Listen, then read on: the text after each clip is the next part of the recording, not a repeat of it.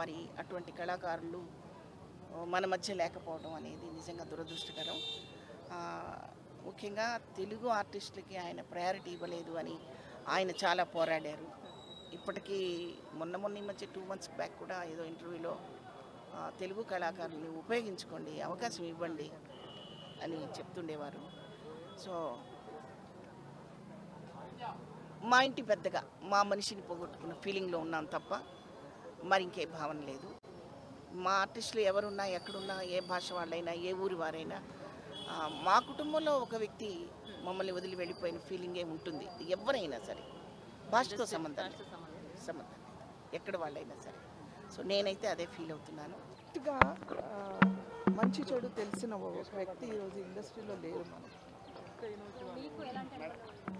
చాలా మూవీస్ చేశానండి. ఇంకా ఆయనకి అనుబంధం లేని మనుషులు ఎవరు ఉంటారు?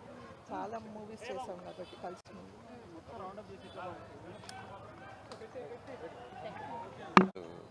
Versatile artist. తమిళ సినిమాల్లో కానీ తెలుగు సినిమాల్లో కానీ అన్నింటిలో బ్రహ్మాండంగా నటించి ఏ క్యారెక్టర్ ఇచ్చినా కూడా మెప్పించగలిగినటువంటి శక్తి తనకి ఉంది. డ్రామా నుంచి వచ్చిన వ్యక్తి కాబట్టి అన్నీ బ్రహ్మాండంగా చేసేవాడు. నాకు చాలా సినిమాల్లో చేశాడు. బాగా పేరు వచ్చింది అల్లరల్లుడు, ప్రెసిడెంట్ గారి పెళ్ళం, నాగార్జున కాంబినేషన్లో బ్రహ్మాండమైన క్యారెక్టర్స్ చేసి చాలా మంచి పేరు తెచ్చుకున్నాడు. సార్ ఆయన అంటే ఇతర భాషలో నటించడం జరిగింది, కానీ మన తెలుగు ఇండస్ట్రీలోకి ఇతర భాషల వాళ్ళు వస్తాయని అంగీకరించేవారు కాదని విన్నాం. అది అవును, తను తమిళ్లో యాక్ట్ చేశాడు.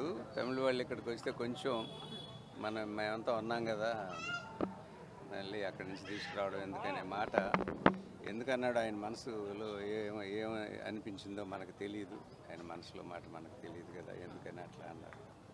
సో ఎనీవే మంచి ఆర్టిస్ట్ని మనం కోల్పోయాము.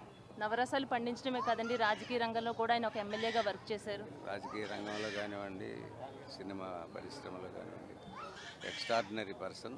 మనిషిగా కూడా చాలా మంచివాడండి. ఎక్కడ మేము కనిపించినా కూడా ఆప్యాయంగా పలకరించే వ్యక్తి. Thank you very much.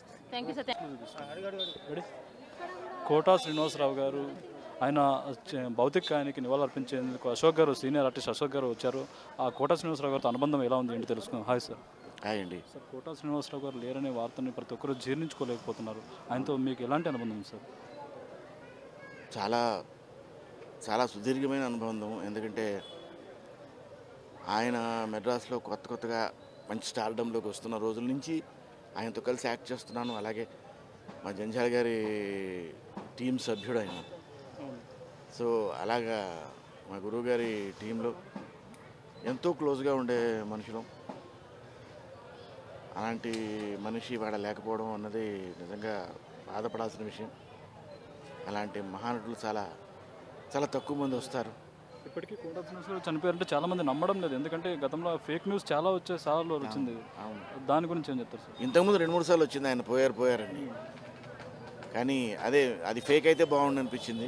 కాకపోతే అది నిజమైన న్యూసే. ఎనివే ఆయన ఆత్మకి శాంతి కలగాలని భగవంతుని కోరడం కన్నా మనం చేయగలిగింది ఏం లేదు. ఎనివే బికాస్ ఇది జీవితం. We have to take the truth. Telugu భాషలో తెలుగు నటులకే ప్రాధాన్యం ఇవ్వాలి, ఇతర భాష నటులకు ఇవ్వకూడదని ఎన్నోసార్లు గొంతు విప్పి ధైర్యంగా మాట్లాడినట్టు కూడా కోటా శ్రీనివాసరావు. దాని గురించి ఏం చెప్తారు? అవును, దాని గురించి మనం చెప్పడానికి ఏం లేదండి. ఎందుకంటే ఇండస్ట్రీ ఆయన నిజంగా కనుక తెలుగు నటులకి మంచి అవకాశాలు ఇచ్చి అందరు నటుల్ని బిజీ చేసి, ఎందుకంటే బయట నుంచి నటుల్ని తెచ్చుకోకూడదని ఎవరు అనరు, మేము కూడా అనం. కాకపోతే వాళ్ళకి పెద్ద పీటేసి మనకు ఫుడ్ లేకుండా చేసే పరిస్థితి రాకూడదని ఇండస్ట్రీ అంతా ఆలోచించాలి. నిజంగా కనుక అది జరిగిన రోజున ఆయన ఆత్మ నిజంగా శాంతిస్తుంది. కోటా శ్రీనివాసరావుతో కలిసి పనిచేసినప్పుడు మర్చిపోలేని అనుబంధం ఏదైనా ఒకటి ఉందా? ఇన్సిడెంట్ ఏదైనా? ఒకటి చెప్పలేమండి, ఒకటని కాదండి. మా జంజాల గారితో ఉన్నప్పుడు అది ప్రతిరోజు అనుభవమే. అది ఇది ఒకటి రెండు అని చెప్పడానికి లేదు. ఎందుకంటే మంచి మనిషితో అనుబంధం ఎప్పుడు స్వీట్గానే ఉంటుంది. So let's remember the sweet days. సెట్లో ఎలా ఉంటారు సార్? ఎలాంటి మనిషి ఆయన?